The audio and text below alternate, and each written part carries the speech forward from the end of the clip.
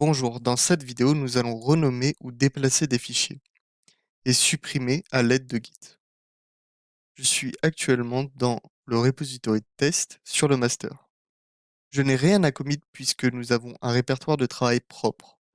Nous allons commencer par créer un nouveau fichier. Donc, nous allons faire jupiter.html. Rajoutons un peu de texte. Donc, nous allons entrer dans le fichier en tapant code suivi du nom du fichier. Nous allons écrire ici, par exemple, un titre, un exemple. On sauvegarde, on ferme. Une fois sur le terminal, je peux faire ici un git statut. Vous voyez que nous avons un nouveau fichier. Maintenant, ajoutons le fichier en faisant un commit, en faisant git add jupiter.html.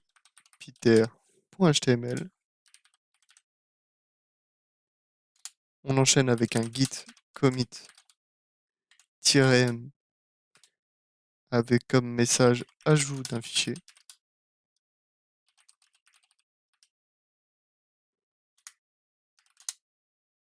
Actuellement, j'ai le jupiter.html dans mon système de fichiers.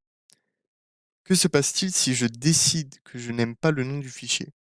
Je peux le changer en utilisant des commandes de Git, ce qui procure des avantages supplémentaires par rapport à la simple modification du fichier dans le système d'exploitation. Si je tape git mv jupiter.html et donc on va le renommer en pluton.html comme ceci. Le mv pour déplacer. Nous allons déplacer le fichier vers son nouveau nom. Donc je déplace le Jupiter à Pluton, ça renomme efficacement le fichier. Appuyez sur Entrée. Pas de nouvelles, donc souvent bonne nouvelle. Faisons un git statut. Git montre qu'il va renommer Jupiter en Pluton. Mais ce changement est en attente. Si nous faisons un ls, nous pouvons voir que le fichier a déjà été renommé dans le système d'exploitation. Pour bien terminer la tâche, nous devons commit. Donc faites un git commit-m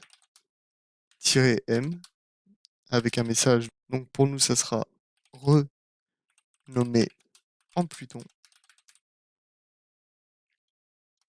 Dans le commit, cela montre que nous avons renommé le fichier Jupiter en Pluton. Entre les parenthèses, 100% c'est le niveau de confiance. C'est-à-dire que Git pense qu'il s'agit exactement du même fichier. Si nous avions apporté des modifications à Pluton avant de s'engager, alors ce niveau aurait été inférieur à 100%. Mais si nous ne voulions pas du tout ce fichier, eh bien nous pourrions l'enlever. Au lieu de le supprimer à l'aide du système d'exploitation, nous utilisons Git pour effectuer la suppression. Nous bénéficions d'un avantage supplémentaire. Git assure automatiquement le suivi de la suppression.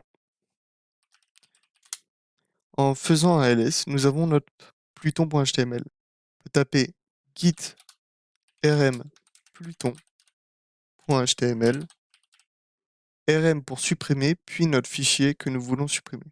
On appuie sur Entrée. Notre fichier est supprimé. Il nous dit que Pluton a été supprimé. Si nous faisons un ls, nous voyons que nous n'avons plus notre fichier pluton.html. Cependant, si nous faisons un git statut, nous pouvons voir que notre suppression n'est pas encore tout à fait effective. Pour qu'elle le soit, il faut faire un commit. Donc git commit-m et le message qui sera suppression. Si nous faisons un git statut, génial, nous sommes de retour dans un répertoire de travail propre.